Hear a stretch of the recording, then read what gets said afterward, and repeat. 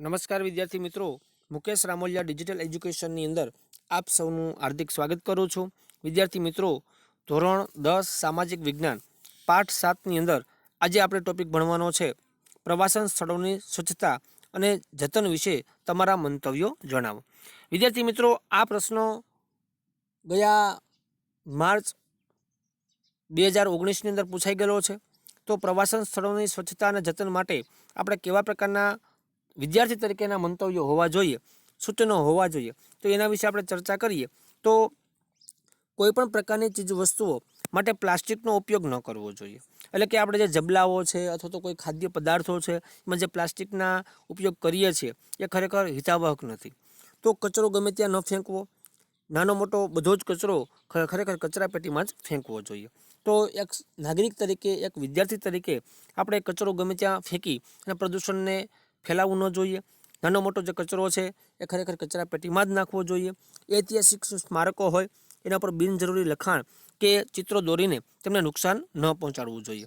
તો ઐતિહાસિક સ્મારકો હોય, કોઈ મંદિરો હોય, મસ્જિદો હોય કે પછી કોઈ એવા ઐતિહાસિક સ્મારકો હોય તો ત્યાં બિનજરૂરી લખાણ ન લખવું જોઈએ. ઘણી વખત એને નુકસાન પહોંચાડી એને વિકૃત કરતા હોય છે. તો એ ન થાય એના માટે ખાસ તકેદારી રાખવી, ગંદકીનો યોગ્ય નિકાલ કરવો જોઈએ.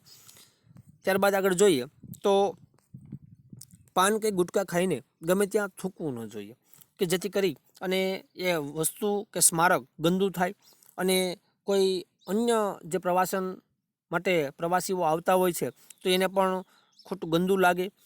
પ્રાચીન કે અર્વાચીન સ્થાપત્ય સ્થળોની આસપાસ પ્રદૂષણ કરવું જોઈએ નહીં, કે આવા સ્મારકો હોય છે ત્યાં પ્રદૂષણ ફેલાય નહીં એ માટે પ્રયાસ પણ કરવા જોઈએ.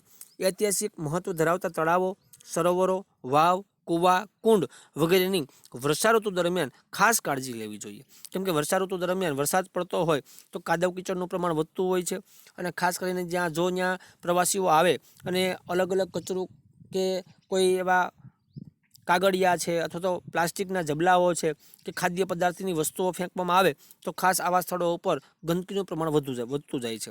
તો આવા તળાવો, સરોવર, વાવ, કૂવા, કુંડ વગેરે ઉપર વર્ષાઋતુ દરમિયાન ખાસ એની સાફ સફાઈ રાખવી જોઈએ. રાસાયણિક પ્રક્રિયાઓ દ્વારા ઐતિહાસિક સ્મારકોની સાફ સફાઈ કરતી વખતે અત્યંત કાળજીપૂર્વકની માવજત કરવી જોઈએ.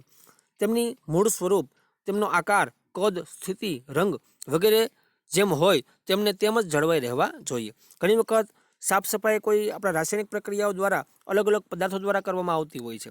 તો આવા ઐતિહાસિક સ્મારકોની સાફ સફાઈ કરતી વખતે પણ આપણે રાસાયણિક પ્રક્રિયાનો બને ત્યાં સુધી ઉપયોગ ન કરીએ અને ઉપયોગ કરીએ તો ખાસ એના માટે જાણકાર વ્યક્તિ દ્વારા કરવામાં આવે કે જેથી કરી અને જે એનું સ્વરૂપ, મૂળ સ્વરૂપ છે, એનો આકાર, કદ, સ્થિતિ, રંગ છે એમાં કોઈ પરિવર્તન ન આવે એ માટે પણ ખાસ આપણે જાળવણી કરવી જોઈએ.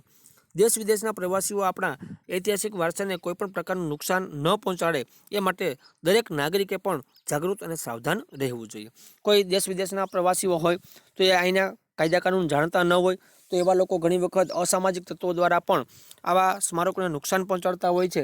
તો એ નુકસાન ન પહોંચે પણ એ માટે પણ દરેક નાગરિક જો સતર્ક અને સાવધાન રહે તો ખરેખર જાગૃત બનીને કામ કરે તો ખરેખર આપણા ઇતિહાસને, ભારતના વારસાને આપણે લાંબા સમય સુધી ટકાવી શકાય છે.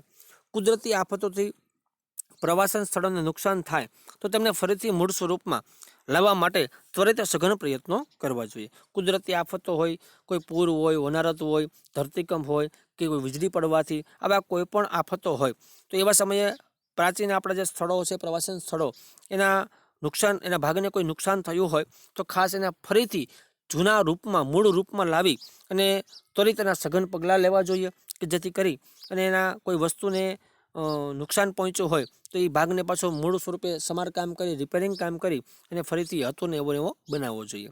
તો વિદ્યાર્થી મિત્રો, આજના આ વિડીયો લેક્ચરની અંદર આપણે અહીં સુધી રાખીશું. આગળના વિડીયો લેક્ચરને જોવા માટે ખાસ તમે ચેનલમાં નવા હો અને હજુ સુધી ચેનલને સબસ્ક્રાઈબ ન કરી હોય તો પ્લીઝ સબસ્ક્રાઈબ કરજો જેથી કરી કે વિડીયો ચેનલમાં અપલોડ થાય કે તમારા સુધી નોટિફિકેશન મળતું રહે. ત્યાં સુધી રજા આપશો. જય હિન્દ, જય ભારત.